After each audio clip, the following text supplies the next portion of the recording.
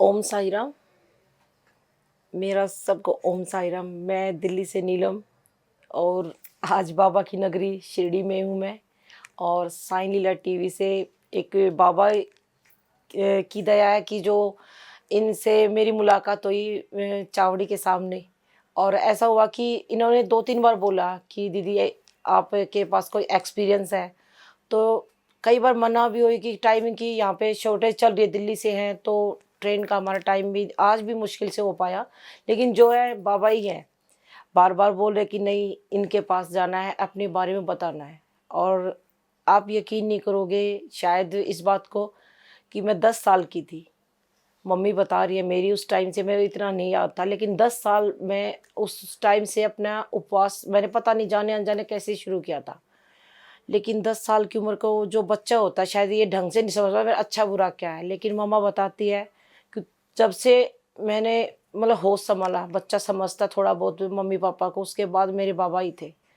और वो ऐसा टाइम था कि मैं अपने परिवार से दूर रहती थी। मेरी मम्मी बहुत ज़्यादा बीमार रहती थी, मैं अपने मामा के घर रहती थी। तो मतलब उस टाइम पे ये हुआ कि मेरे को अंदर से फीलिंग आई कि मैं मेरे को बाबा ही है जो यही यही बार बार याद दिला रहे हैं कि बेटा तू उपवास कर। बाबा बोलते हैं कि उपवास नहीं होता, लेकिन मेरे को ये होता था कि मैं अपनी मम्मा से मिलूंगी और बाबा ही मेरी माँ थे। और मेरी मम्मा इतनी बीमार थी उस टाइम पे कि हद से ज़्यादा। और उस वक्त मैंने बाबा से ही प्रे की थी कि बाबा मेरी मम्मा को बिल्कुल ठीक कर दो। और इतनी ही देखो मेरे छोटे बहन भाई थे 2। उस वक्त उनकी हालत इतनी ऐसी, वो डॉक्टर्स ने जवाब दे रखा था कि ये नहीं है, अब इनकी जो है अपने घर पे ही सेवा करो। लेकिन भैया ने बोला कि नहीं, अब आपको जो मेरे मेरे को बोला कि आपकी अपनी मम्मा को कुछ नहीं होगा और बाबा हैं, तू मानती है उनको। तो ऐसे ऐसे समय बीतता गया। और वो बाबा जैसे वो बताते हैं जरिया होता है कोई ना कोई। तो उन्होंने दिखाया कि एक दिन मेरे को सपना जो कहते हैं सपना आता है तो बाबा साक्षात आते हैं। जैसे मैं अपनी मम्मा के साथ कहीं पे गई हूँ और बाबा का भंडारा चला हुआ जैसे शिरडी में। हालांकि उस वक्त तो मेरे को ये भी नहीं पता था, जानकारी भी नहीं थी कि शिरडी भी कोई जगह है जहाँ पे बाबा है। इतनी जानकारी नहीं थी बाबा के बारे में। लेकिन जैसे जैसे समय बीतता गया उस टाइम मेरे को जो सपना है उसके बाद ऐसा एक्सप्लेन हुआ जैसे बाबा ही बता के गए हैं कि वहाँ पे आओ, बाबा का भंडारा है, ऐसे चल रहा है, सभी बैठे हैं और मैं भी वहाँ पे भोग ले रही हूँ। बाबा जी जो भंडारा वितरण हो रहा है उसको उसके खाने के लिए हम बैठे हैं। और ऐसे ऐसे जो मेन समाधि है वो जैसे काफ़ी पुराने टाइम से दिख रही है। और वो बिल्कुल पुरान जो टाइम होगा कभी पहले शिरडी का। और ऐसे बिल्कुल सफ़ेद दिख रही जैसे संगमरमर की मेन समाधि थी। और तो मैं वहाँ पे मत्था टेकने ऐसे ऐसे रख रही, बोली कि मैंने हाथ जोड़ के प्रणाम किया तो वहाँ से आवाज़ आई, रुक तेरे को कुछ देना है। तो मैं देखती हूँ मेरी वहाँ से आवाज़ जा रही है। वहाँ बिल्कुल 9-10 साल की लड़की आवाज़ दिखाई दी। तो उनको बोला कि इसको कुछ दो। उस वक्त उन्होंने मेरे को गुड़ और चना दिया। मैं वो समझ नहीं पाई कि ये क्या है, लेकिन मैंने मम्मी से पूछा तो उन्होंने बोला कि बेटा ये तू जो शुरू से बाबा को मानती है ना, तो उनका प्रसाद होता है गुड़ चने का। मैं इतनी खुश हुई इसको सुन के कि हाँ मेरे तो बाबा आए। मैं इतनी मतलब जो बच्चे को कहते हैं ना कि बहुत अच्छी चीज़ें मिल वो मेरे को मिला उस टाइम। तो ये तो देखो मेरे बचपन का जो बीता टाइम। अभी हाल ही में ऐसा हुआ कि मेरे साथ 2 साल पहले जो कोरोना पीक आवर आया था, वो था 2 साल पहले मेरे को कोरोना हुआ। वो मेरे को दिल्ली में रहती हूँ मैं। तो मेरी फैमिली मेम्बर्स और मेरे साथ वाले हैं जो जानते हैं इसी नाम से कि ये बाबा को मानती है। तो उस टाइम में मैं घर पे 10-11 दिन तो ऐसा चला मेरे साथ कि मैं बता नहीं सकती कि सिचुएशन क्या थी। क्योंकि परिवार वाले को बाबा पे भरोसा था और मेरी उम्मीद पे भी था कि ये मानती है तो बाबा है और इतने हैं पास में कि वो इसको कुछ नहीं होने देंगे। मैं 10 दिन तक लड़ाई लड़ रही कोरोना से। ऐसा चला कि मेरा लेवल ऑक्सीजन लेवल चला गया 30 पर। लेकिन हर किसी की एक उम्मीद थी कि बाबा इसको कुछ नहीं होने देंगे और बाबा तो है ही। मैं मम्मा से बोली कि मैं हॉस्पिटल नहीं जाऊंगी, पहले तो मेरे को यहीं है, जो होगा यहीं होगा, लेकिन बाबा कुछ भी गलत नहीं करेंगे मेरे साथ। बोले नहीं ऐसा नहीं है, तू हॉस्पिटल जा। मैं बोली नहीं। फिर जैसे जिस दिन ये बातचीत चली, मैं बिल्कुल ऐसी हालत में थी कि नहीं, मेरे साथ मतलब बाबा है और बाबा में ही मेरे को अपने साथ लेके जाएं, तो मुझे डर नहीं था इस चीज़ का। तो वेडनेसडे को बिल्कुल रात के वक्त ऐसा चल रहा था टाइमिंग कि रात के 12 बजे के आसपास ही मेरे को एम्बुलेंस वगैरह में लेने के लिए आए। घर वाले रो रहे हैं, ये पता नहीं था कि वापसी भी होगी मेरी।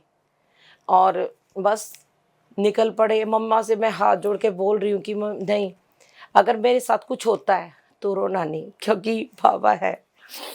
और आप यकीन नहीं करोगे, जिस दिन चला, मेरे को यहाँ से जो घर से लेके गए वेडनेसडे था, इतनी जो हॉस्पिटल गई मैं, तो वेडनेसडे खत्म होने का था, थर्सडे शुरू हुआ था। और मेरे को अंदर हॉस्पिटल में लेके गए तो मेरी ये कहते बॉडी ऐसे होती जैसे मैं हूँ ही नहीं। सभी रो रहे थे, लेकिन मेरी तरफ देख रहे ऐसे दिखा रहे थे कि हिम्मत है उन्हें, बहुत है। मेरे को हॉस्पिटल में एंट्री होते ही थर्सडे शुरू हुआ था।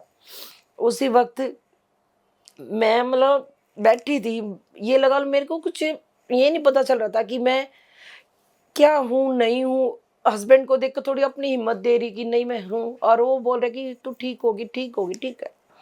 लेकिन उसी वक्त ऐसा हुआ कि जो वक्त अपने अपनों से दूर है, और उसी टाइम मेरे को एक सामने से एक वहीं की नर्स थी, तो उनकी एज होगी 55 के आसपास थी। उसी वक्त वो मेरे सामने आई। उनको देख के ऐसा लगा कि जैसे साक्षात बाबा ही है, और उन्होंने चंदन तिलक लगाया था माथे पर। मैं उनको देखकर ऐसा हुआ कि मेरे साक्षात बाबा आ गए, जैसे बहुत कुछ मिल गया मेरे को। मेरे मैं उनको आवाज़ दे रही कि देखो सुनो बाबा है, क्योंकि मेरे से बोला नहीं जा रहा था, इशारों से कर रही। तो बोले कि कहाँ है बाबा। मैंने आवाज़ दी, ऐसे ऐसे कर रही। मैं कि देखो सामने है, उनको समझ नहीं आ रहा, वो शायद समझ नहीं पा रहे थे मैं किसको बोल रही हूँ। तो मैंने ऐसे ऐसे निशान की तरफ ये बोला कि मैं देखो बाबा का तिलक, तो समझे।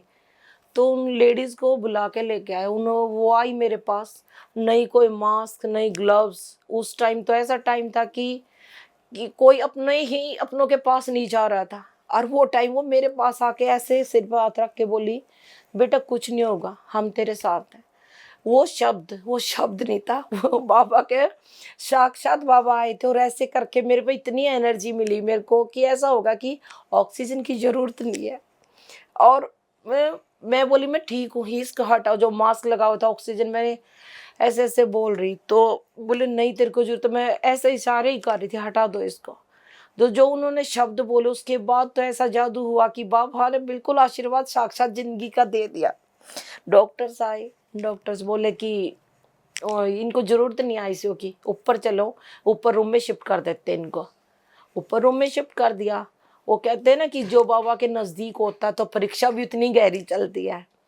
तो ऊपर रूम में शिफ्ट होने के बाद ऐसा हुआ कि भैया बोले कि इस सिलेंडर ख़त्म होने वाला, जो ऑक्सीजन लगी हुई थी मेरे को। तो उन्होंने डॉक्टर्स को बोला कि प्लीज़ डॉक्टर आप दोबारा शायद ना मिल पाओ, क्योंकि उस टाइम डॉक्टर्स की बड़ी तंगी चली हुई थी। तो उन्होंने मेरे को और उन डॉक्टर्स को बोला कि आप है ना ये सिलेंडर चेंज कर दो इनका। तो कह रहे हैं बार बार जाको रखे साइयाँ मार सके न कोई। उसी वक्त उन्होंने मिस्टेक से जो सिलेंडर, उस टाइम मारा मारी चली हुई थी, आपको भी पता होगा कि क्या सिचुएशन थी दिल्ली में। उन्होंने मिस्टेक से नाइट्रोजन का सिलेंडर लग गया मेरी को।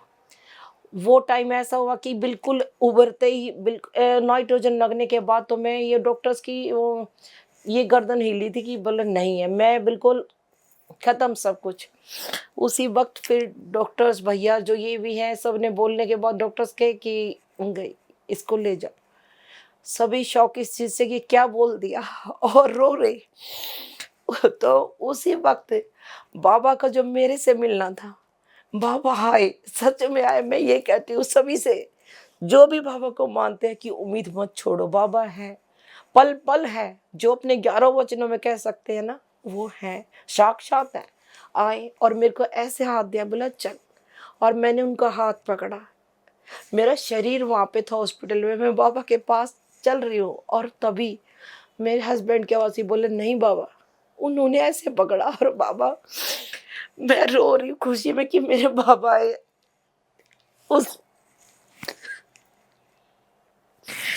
उसी वक्त वो बोले कि नहीं बाबा, हमें जरूर था अभी। बाबा ने हाथ छोड़ा, बोले जा खुश रह बच्चे। ऐसे वो शब्द थे। तो 3-4 मिनट मैं बाबा के साथ जुड़ी थी, लेकिन मेरा शरीर जो था वो हॉस्पिटल में उनके पास था। वो रो रहे थे कि क्या हो गई, कोई हाथ मसल रहा, कोई चेस्ट, कि बोले नहीं ऐसा नहीं हो सकता। और 4 मिनट के बाद जब देखा कि मेरा धड़कन शुरू हो चुकी है, पापा जा चुके थे, मेरा शरीर वहीं था, मेरे में धड़कन शुरू हो चुकी थी। फिर भाग के उन्होंने मेरे को वेंटिलेटर पे किया, आईसीयू में लेके रूम से नीचे हॉस्पिटल में। और उसमें देखा तो जो चलते बेड्स नहीं थे मेरे लिए, एक भी मिलना तो पॉसिबल नहीं था कि हाउसफुल था वो। एक लेडीज को उन्होंने पता नहीं, डॉक्टर जो जा चुका था ड्यूटी करके अपना, वो पता नहीं कैसे आए। वो मैं तो यही कहूँ कि बाबा ही थे जो बार बार उनको भेज रहे थे मेरे लिए भगवान बनाकर। वो आई, बोले नहीं इनको ज़्यादा ज़रूरत है। उन लेडी का बेड बाहर निकल के साइड किया, बोले आपको आप सुटेबल हो, इनको ऑक्सीजन की ज़्यादा ज़रूरत हो। मेरे को उसमें शिफ्ट किया आईसीयू में। उस टाइम 3 दिन मैं वेंटिलेटर पे रही थी। और वो टाइम था कि मेरे को ये वो लगा था कि ये सोई और ये गई। तभी मेरे परिवार वाले, मेरे हस्बैंड बोल रहे थे कि तू बाबा को ना भूल, क्योंकि वही है जो हर जंग जिता सकते हैं हर किसी को, और तेरे को तो जरूर। उनकी ये उम्मीद थी कि अगर इसको कुछ हुआ तो शायद कुछ भी नहीं है, कि जो बच्चा बचपन से बाबा को मान रहा है, भगवान को पूजता है, तो उसको कुछ नहीं हो सकता। उसके बाद जो अब यकीन नहीं करोगे, लेकिन मैं आज शिरडी में बैठी हूँ, जो ये बातें हो रही हैं वहीं बाबा की नगरी में बैठ के बातें हो रही है। वो वक्त था कि 3 दिन मैं वेंटिलेटर पे थी और मेरा शरीर वहाँ था, लेकिन मेरी जो रूह थी मैं वहाँ पे बैठी जैसे बाबा द्वारका माई में बैठे हैं। और मैंने ऐसे पकड़ा वो उनके पैरों को, और मैंने ऐसे सर रखा उनके पैरों पे। बाबा बार बार बोले बेटा सो जा। और जहाँ डॉक्टर बोल रहे हैं कि इनको सोना नहीं है बिल्कुल भी, क्योंकि ये सोई और ये गई। वो 3 दिन ऐसे निकले कि मैं बाबा के पास थी। बाबा की जो पैरों की धूल वो मेरे माथे से ऐसे पकड़े बैठी रही। 3 दिन मुझे नहीं पता चला मैं कहाँ गई, बस बाबा की ही शरण में थी। मेरे परिवार के पास वो मेरा शरीर था, लेकिन मैं 3 दिन शिरडी में द्वारका माई में थी बाबा के पास। और वो टाइम मेरा ऐसे निकल गया, पता नहीं चला कि क्या है। मैं 17 दिन जो था, कोरोना की लड़ाई थी मेरी, जो कोरोना से झगड़ा था मेरा, कि मेरे को वो लेने जा रहे थे, लेकिन बाबा कहते नहीं, इसको अपने बच्चों के पास ही रहना। वो टाइम ऐसा निकला कि पता ही नहीं चला। मैं कहती हूँ जब जब बाबा आते हैं हर बार मेरे को एक नई पावर देते हैं अपने की, नहीं मेरी बेटी है, और हर बार अपना आशीर्वाद देके जाते हैं। जहाँ उम्मीद हार जाती है वहाँ बाबा आते हैं और भक्तों को हमेशा अपने साथ, अपने भक्तों को हमेशा ही साथ देते हैं। और मैं तो जो भी बाबा से जुड़े हैं वो अपनी बाबा को पूरा श्रद्धा सबूरी रखो, वो हमेशा साथ है। और ये ठीक कहते हैं अपने 11 वचनों में कि मैं हमेशा अपने बच्चों के साथ और कहीं नहीं जाऊँ, आपके साथ हूँ। ओम साई राम। आओ साईं, मेरे साईं, साईं बाबा। मेरे साईं, मेरा विश्वास।